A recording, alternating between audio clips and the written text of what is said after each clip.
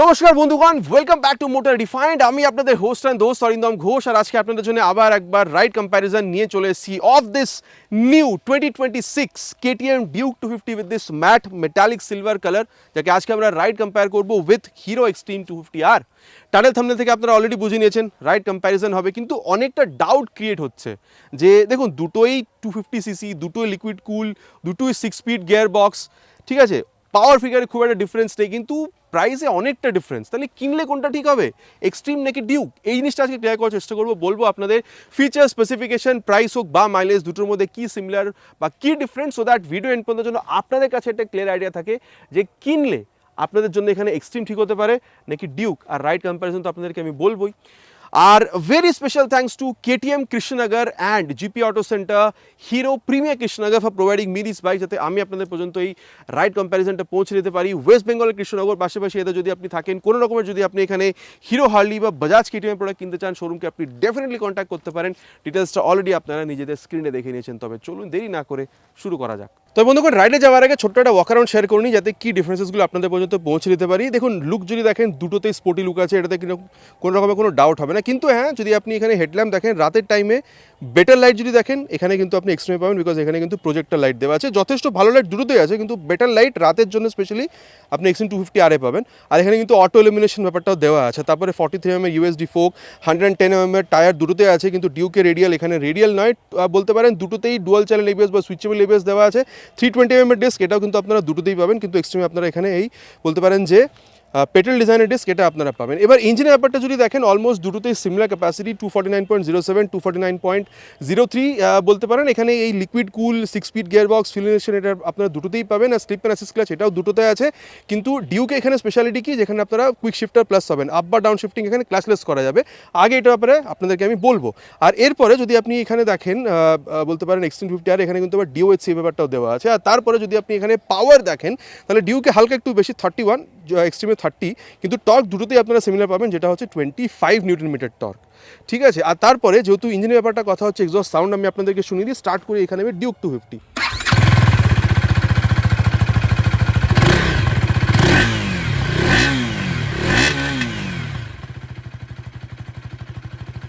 Duke 250 আপনারা শুনে নিয়েছেন। এবার আপনাদেরকে আমি এখানে যে এক্সট্রিম 50R আছে সেটার আওয়াজ একবার শুনিয়ে দিই।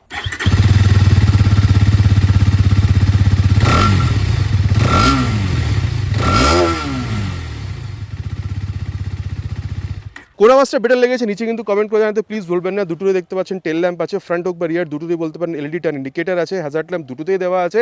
আর এখানে টায়ার যদি দেখেন 150/60 সেকশনের tyre with 17 inches of alloy wheel, আর দুটোতেই কিন্তু এখানে আপনারা রেডিয়াল পেয়ে যাবেন। 230mm ডিস্ক আপনি এখানে এক্সট্রিমে পাচ্ছেন, পেডাল ডিজাইন, এখানে 240mm ডিস্ক পাবেন। আর যদি সাসপেনশন দেখেন, তাহলে এক্সট্রিমে আপনারা এখানে 6 স্টেপ অ্যাডজাস্টেবল বলতে পারেন, এখানে এই যে এই মনোসা এটা পাচ্ছেন। কিন্তু যদি আপনি ডিউকে আসেন, WP এপেক্সের এখানে 10 স্টেপ প্রিলোড অ্যাডজাস্টেবল যে মনোসা সাসপেনশন, এটা কিন্তু আপনারা এখানে পেয়ে যাবেন। আর তারপরে যদি আপনি এখানে লেফট পোর্শনটা দেখেন, তাহলে কিন্তু সারি গার্ড দুটোতেই আছে, ওপেন যে সিস্টেম দুটোতেই আছে, মেন স্ট্যান্ড দুটোতেই নেই, সাইড স্ট্যান্ড দুটোতেই আছে with side standing cut off sensor, আর 6 speed gear box, 1 down 5 up. এবারে ক্লাচলেস শিফটিং হবে, অলরেডি আপনাদেরকে আমি এখানে বলেছি, এটা আগে কিন্তু আমরা টেস্ট করেও দেখবো। আর তারপরে যদি আপনাদেরকে আমি এখানে সিটের ব্যাপারটা বলি, দেখুন যদি মেন সিটটা দেখেন রাইডের দুটোতেই সেম, কিন্তু এখানে যদি দেখেন ডিউকে একটু পিলেন সিটটা আপনি বড় পাবেন, আর ধরে বসার জন্য গ্র্যাব হ্যান্ডেল বলতে পারেন আপনি এখানে দুটোতেই ভালো পাবেন। এখানে 806mm, ওখানে বলতে পারেন 800mm। সো আপনার হাইট যদি 5'5" আর 5'6" পর্যন্ত যদি এক্সট্রিমে না হয়ে থাকে, তাহলে কিন্তু একটু অসুবিধা হতে পারে। ঠিক আছে। আর ট্যাঙ্ক যদি দেখেন, এখানে যদিও বা ফাইবার দেখতে পাচ্ছেন, কিন্তু ভেতরে অ্যাকচুয়ালি মেটালিক 11 লিটার্স, 11.5 লিটার্সে পাবেন। আর ওখানে কিন্তু মেটালিক ট্যাঙ্কই পাচ্ছেন 15 লিটারের। আর মোটামুটি মাইলেজ দুটোরই বলতে পারেন 35 পর্যন্ত কিন্তু আপনারা এক্সপেক্ট করতে পারেন। আর তারপরে গ্রাউন্ড ক্লিয়ারেন্স 176mm ডিউকে, এক্সট্রিমে বলতে পারেন 167। এখানে যদি ওয়েট দেখেন 162.8 কিলোগ্রাম, এখানে 167.7 কিলোগ্রাম ওয়েট কিন্তু আপনারা পেয়ে যাচ্ছেন। 4-5 কিলোগ্রাম মতন ডিফারেন্স আছে। আর এরপরে হ্যান্ডেল বার্স ব্যাপারটা যদি বলি, দুটোতে স্ট্রেট আছে, ফিল্ডটা এক্স্যাক্ট কি সেটা আমরা আগে চালানোর টাইমে দেখবো। কিন্তু হ্যাঁ, এখানে বলতে পারেন হাইবিম লোবিম পাস সাইড, এখানে বলতে পারেন যে এই বলতে পারেন এখানে হ্যাজার্ড ল্যাম্পের সেট আপ টগল করার জন্য এখানে ব্লুটুথের সাথে এই বাটনগুলো, টার্ন সিগন্যাল আর হর্নটা যথেষ্ট ভালো, কিল সুইচ আর স্টার্ট সুইচটা এখানে দেওয়া আছে, মানে ইঞ্জিন স্টার্ট করার সুইচটা। আর এখানে যদি দেখেন এই যে মোবাইল চার্জিং পোর্ট সেটাও কিন্তু দেওয়া আছে। তার বাদে যদি দেখেন speedo tacho, gear position sensor, Bluetooth connectivity, turn button navigation, call SMS, music সব কিছু কিন্তু আপনারা এখানে ইউজ করতে পারবেন। আর যদি চান তাহলে কিন্তু এই যে কুইক শিফটারটাকে ওটাকে অফও করতে পারেন এখানে। কুইক শিফটার জিনিসটা কিন্তু আপনারা এক্সট্রিমে পাচ্ছেন না। আর প্রাইসে অনেকটা ডিফারেন্স আছে, মোটামুটি 50-55 হাজার, ঠিক আছে। সো এই জিনিসগুলো কিন্তু এই জন্যই বলতে পারেন যে ওখানে আপনারা বেশি পাচ্ছেন। যেরকম ধরুন এখানে আয়নাটা একটু বেশি প্রিমিয়াম লাগছে, ওখানে TFT কনসোলটা পাচ্ছেন। তারপরে ধরুন এখানে এই যে এই অ্যালুমিনিয়াম সুইংগাম দেওয়া আছে, সেই জিনিসগুলো কিন্তু যদি আপনারা এখানে চেক করেন এখানে আপনারা পাচ্ছেন না। সো প্রাইস বেশি পে করছেন, এক্স্যাক্টলি জিনিস আরও বেশি প্রিমিয়াম ওখানে পাচ্ছেন, কিন্তু পারফরমেন্স কি সেটা আগে চালানোটা আমি আপনাদেরকে বলবো। আর এই যে আপনি এখানে সুইচ গেসগুলো দেখছেন যথেষ্ট প্রিমিয়াম ওখানেও আছে, যথেষ্ট প্রিমিয়াম আপনি এখানেও পাচ্ছেন। হাইবিম লোবিম পাসওয়ার্ডের সুইচ টগল করার জন্য এটাও ব্লুটুথ সুইচ বাটনসগুলো আছে। এই যে টার্ন সিগন্যাল আর হর্ন এখানেও যথেষ্ট ভালো। এখানে বলতে পারেন হ্যাজার্ড ল্যাম্পের সুইচ, কিল সুইচ, আর এখানে SOS বাটনটা দেওয়া আছে। এই জিনিসটা কিন্তু ওখানে ছিল না, যদিও ওখানে ব্লুটুথ আছে। সো তারপরে এখানে যদি দেখেন মোবাইল একবার এটাকে অফ করে অন করি, এই যে পুরো এখানে একটা সোয়াইপ নেবে, ডিজিটাল প্লাস ব্লুটুথ এখানেও আছে। সো বলতে পারেন speedo tacho, gear position sensor, Bluetooth connectivity, ঠিক আছে, কল SMS অ্যালার্ট, নেভিগেশন আপনি কিন্তু এখানেও ইউজ করতে পারবেন। আর এরপরে যদি আপনাদেরকে আমি এখানে প্রাইসের ব্যাপারটা বলি, অলরেডি বললাম 55,000-এর ডিফারেন্স। যদি আপনি ওয়েস্ট বেঙ্গল কৃষ্ণনগর হিসাবে দেখেন, KTM ডিউক 250 এই নতুন কালারের সাথে যেটা এসছে, বলতে পারেন এখানে এই ম্যাট মেটালিক সিলভার কালার, এর এখানে প্রাইস পে করতে আগের মতনই হচ্ছে 2,56,000, 55,000 বলতে পারেন, ঠিক আছে, 2,55,000। এক্সট্রিমে যদি এখানে আসেন তাহলে 2,01,700, মানে বুঝতে পারছেন কতটা ডিফারেন্স এখানে। তবে মোটামুটি বাইক দুটোর মধ্যে স্ট্যাটিক কন্ডিশনে কি ডিফারেন্স আছে না আছে বলে দিয়েছি আপনাদেরকে। চলুন যাওয়া যাক রাইডে, ডাইনামিক্যালি দুটোর মধ্যে কি ডিফারেন্স আছে সেটা আপনাকে আমি বোঝানোর চেষ্টা করব। তবে বন্ধুগণ এবার রাইড কম্প্যারিজনটা শুরু করবো with this new 2026 KTM Duke 250 with this matte metallic silver colour দিয়ে। সিটে যখন বসছেন মোটামুটি হাইট অলরেডি বলেছি 800 mm পর্যন্ত, আর রিয়ার ফিটেড ফুটপেক আপনার হাইট 5 পর্যন্ত হলে অসুবিধা হবে না। আর আপনি হালকা একটু সামনের দিকে ঝুঁকছেন, রিয়ার ফিটেড ফুটপেক, সো স্পোর্টি ব্যাপারটাও আছে। দেখুন সিট ইজ কোয়াইট কমফোর্টেবল। এই যে আগে পাথরের উপরে বসছি, দেখুন পাথর সামনে পড়েও আছে, পাথরের উপরে বসছে ওই ব্যাপারটা ফিল হতো, এখন সেরকম নেই। স্পেস আপনি বা পেলেন দুজনের জন্য যথেষ্ট ভালো মতন দেওয়া আছে, কোনো রকমের অসুবিধা আপনাদের এখানে হবে না। আর চলুন তবে এবার স্টার্ট করা যাক বাইকটাকে। মোটামুটি ফার্স্ট গিয়ার, আর এখন স্ট্রিট মোডেই আছে। এই যে সেকেন্ড গিয়ার, থার্ড গিয়ার, দেখুন যথেষ্ট ভালো টানে। কিন্তু আপনি বা পিলিয়নের সাথেও যদি আপনি রাইড করেন না, আপনাদের রাইডে এখানে ইনিশিয়াল রেসপন্সের জন্য কিন্তু কোনো রকমের অসুবিধা আপনার ফিল হওয়ার কথা নয়। এরা যেহেতু স্লিপ, এখানে আপনি কুইক শিফটটা প্লাস পাচ্ছেন। দেখুন থার্ড থেকে ফোর্থ গিয়ারে গেলাম, এই যে ক্লাচ আপনি কিন্তু ধরিনি, 4 থেকে আবার 3-তে আসবো, দেখুন ক্লাচ কিন্তু আমি ধরছি না। সো এই কুইক শিফটার প্লাসটা যথেষ্ট ভালোভাবে এখানে কাজ করছে। বলতে পারেন এখানে ক্লাচ ছাড়াও আপ বা ডাউন শিফট আপনি আরামসে করতে পারছেন। আর যেহেতু স্লিপার ক্লাচ আছে ওটাও একবার আপনাদের দেখিয়ে দিই। এই যে 3 থেকে 2-তে আসলাম, ক্লাচ ধরে আবার ছেড়ে দিলাম। যদিও এটা দেখানোর প্রয়োজন ছিল না, কুইক শিফটটা তো অলরেডি দেখিয়েছি, কিন্তু তাও যাদের ডাউট ছিল তাদের জন্য বলে দিই। এরকম হাইওয়েতে যদি আপনি রান করেন, ধরুন এরকম সামনে যদি কোনো কেউ চলে আসে, তাহলে ধরুন আপনি বেস্ট ওয়ে হচ্ছে আপনি গিয়ারটা ডাউন করে দিন, স্পিড আপনি আপ কমে যাবে যদি আপনি বেশি স্পিডে থাকেন। তবে আর স্পিড কমাতে গেলে যে আপনি ক্লাচ ছাড়েন, রিয়ার টায়ারটা লক হয়ে স্লিপ হয়ে যায়। সো সেটার থেকেও কিন্তু আপনি এখানে যথেষ্ট একটা ভালো প্রোটেকশন আপনি পাচ্ছেন। সো সেটা নিয়ে আপনার এখানে কোনো রকমের অসুবিধা হচ্ছে না, ঠিক আছে। আর ক্লাচটা যথেষ্ট সফট বলতে পারেন, because of the slipper assist clutch. আর যদি আপনি গিয়ার শিফটিং দেখেন, আপ বা ডাউন শিফটিং দুটোতে কিন্তু হালকা একটা এফোর্টের সাথে কিন্তু হয়ে যাচ্ছে। আপ বা ডাউন শিফটিং খুব একটা অসুবিধা কিন্তু আপনার এখানে হচ্ছে না। মোটামুটি কথা বলা হয়ে গেছে এই ইনিশিয়াল ব্যাপারটা নিয়ে। এবার চলুন অ্যাক্সেলারেশন টেস্টটা করি, তারপর এটার যে পারফরমেন্স সেটা নিয়ে আমরা আগে কথা বলবো। Already on first gear, have activated track mode. Let's see, will start the acceleration test with 3 horns. Slow launch,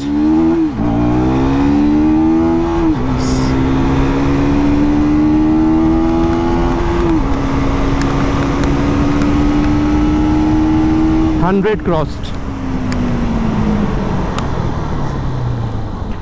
দেখুন বন্ধুগণ, ভাইব্রেশনের ব্যাপারটা যদি আপনাদেরকে বলি, মোটামুটি 80-85 পরে পাবেন। খুব বেশি যে অ্যানোয়িং তা না, কিন্তু হ্যাঁ ভাইব্রেশন হবে। তো যেটা হবে সেটা বলে দিলাম। স্টেবিলিটি কোনো রকমের আপনি অসুবিধা পাবেন না। অ্যাক্সিলারেশন মোটামুটি আগের মতনই আছে, খুব একটা চেঞ্জ আপনি এখানে বুঝতে পারেননি। আর খুব একটা তেল নেই বাইকটাতে, যেহেতু তেল একটু কম আছে, হয়তো হতে পারে হালকা একটু টাইম নিয়েছে, কিন্তু ওটা নেগলিজিবল, ঠিক আছে। মানে যথেষ্ট ভালোভাবে টেনেছে বাইকটা। এখানে কত কি সেকেন্ডে টেনেছে না টেনেছে ওটা আপনি কিন্তু আপনারা স্ক্রিনে এখন অলরেডি দেখে নিয়েছেন। আর বলতে পারি high speed, top speed, cornering যথেষ্ট ভালোভাবে করতে পারেন। মাইলেজ 35 পর্যন্ত পেয়ে যাবেন অলরেডি, আপনাদেরকে আমি এখানে বলেছি। আর কমফোর্টেবল ক্রুজিং স্পিড যদি আপনি এরকম ধরুন হাইওয়েতে যদি রাইড করতে চান, মোটামুটি আপনি 100 পর্যন্ত মেনে চলতে পারেন।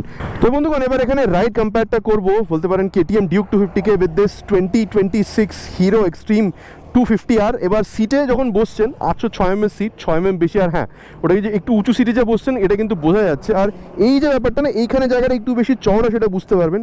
এটা সরিয়ে দিই, রিয়ার ফিটেড ফুটপ্যাক এখানে আছে। আর আমার যেটা মনে হচ্ছে হ্যান্ডেল বার দুটোতেই চড়া, কিন্তু এখানে আপনাকে একটু বেশি ঝুঁকতে হচ্ছে ওয়েন কম্পেয়ার টু ডিউক 250। এবার দেখুন আপনি বসছেন অ্যাজ এ রাইডার, দুটোতেই যথেষ্ট ভালো স্পেস আপনি পাবেন, কিন্তু যদি আপনি পিলিয়ন ব্যাপারটা দেখেন তাহলে কিন্তু ডিউকে একটু বেটার আপনি সিট পাচ্ছিলেন, মানে স্পেসটা রাইডার মানে পিলিয়নের জন্য। আর হ্যাঁ আপনি যদি দেখেন তাহলে দুটোতেই কমফোর্টেবল সিট, কিন্তু এখানে ডিউকের তুলনায় আরেকটু বেশি কমফোর্টেবল সিট আপনি পাবেন, ঠিক আছে। আর এই যে হালকা সামনের দিকে ঝুঁকতে হচ্ছে। চলুন তবে এবার স্টার্ট করা যাক। ফার্স্ট গিয়ার, আর এই যে সেকেন্ড গিয়ার, থার্ড গিয়ার। ও মাই গড, আচ্ছা ইনিশিয়ালি কিন্তু যথেষ্ট ভালো টানছে। আমার মনে হচ্ছে যেন কেটিএম এর থেকে একটু বেটারই আপনি এক্সপেক্ট করতে পারেন। এটার ব্যাপারে আমরা অ্যাক্সেলারেশন টেস্ট করবো, তারপরে কথা বলবো, ঠিক আছে। কিন্তু হ্যাঁ পাওয়ার টর্ক আপনি পিলেন দুজন সাথেও বসেও দেখলেও কিন্তু কোনো রকমের কোনো অসুবিধা আপনাদের হবে না। আর ক্লাচটা আমি বলবো যে দুটোতে স্লিপার অ্যাসিস্ট ক্লাচ আছে, সফটওয়্যার, কিন্তু কেটিএমে একটু আরও সফটওয়্যার আপনি এক্সপেক্ট করতে পারেন না। তার বাদে যদি আপনি এখানে গিয়ার শিফটিং দেখেন, হ্যাঁ কেটিএমের তুলনায় এখানে একটু কম এফোর্ট দিলেও আপ বা ডাউন শিফট হয়ে যাচ্ছে। আর যেহেতু এখানে বলতে পারেন বলতে পারেন ক্লাচ বা গিয়ারের ব্যাপারটা কথা বলছি, চলুন তবে অ্যাক্সেলারেশন টেস্টটা কমপ্লিট করি, তারপরে এটার ব্যাপারে আমরা আগে কথা বলবো বা পারফরমেন্সের ব্যাপারটা নিয়ে। Already on first gear, will start the test with 3 horns.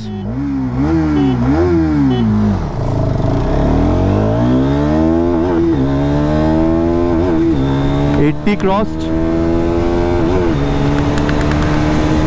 and crossed 110 just like Duke 250।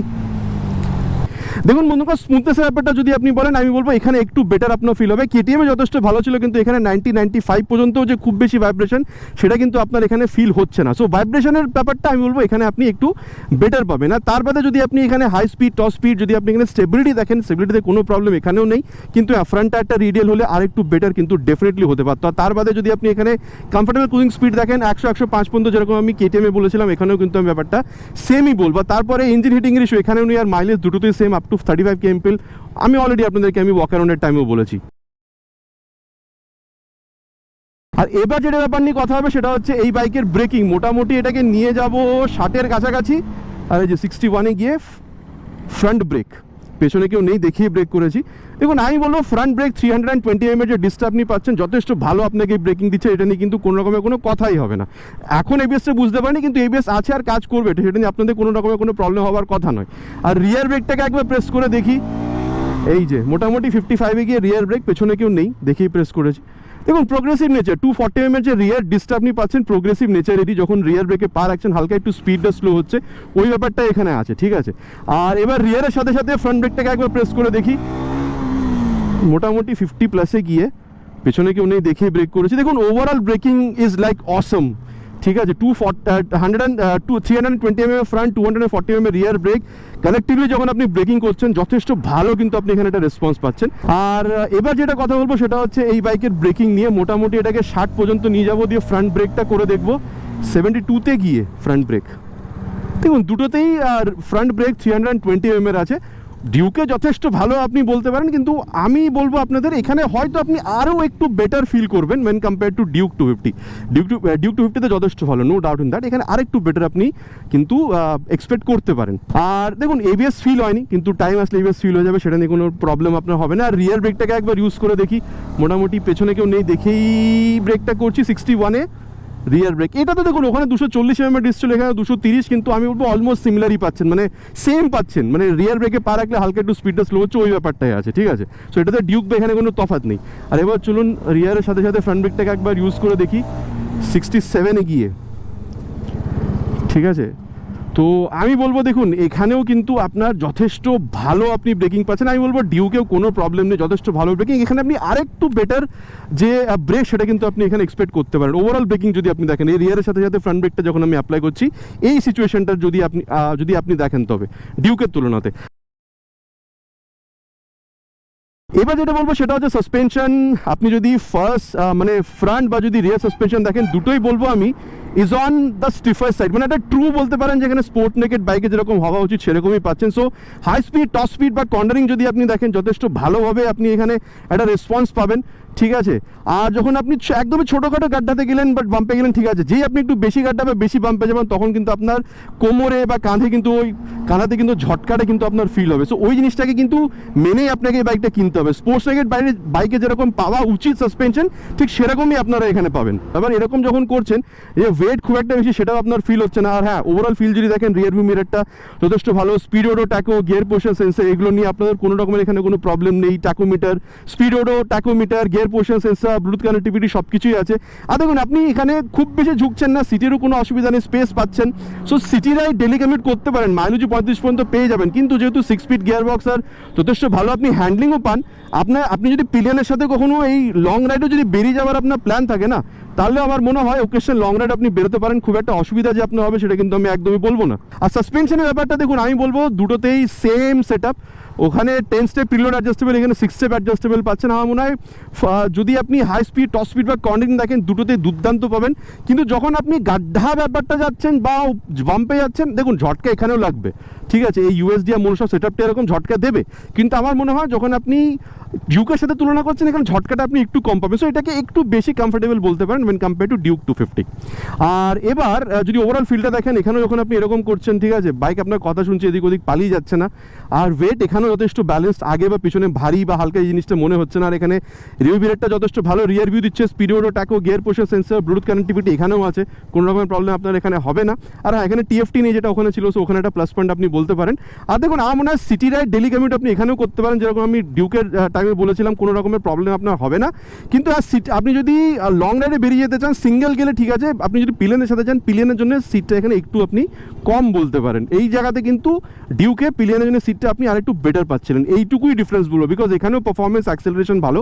So আপনি লং রাইডে যদি ওকেশন বেরিয়ে যেতে চান, এখানেও আপনি বেরিয়ে যেতে পারেন, কোনো রকমের অসুবিধা আপনার হবে বলে আমার মনে হয় না।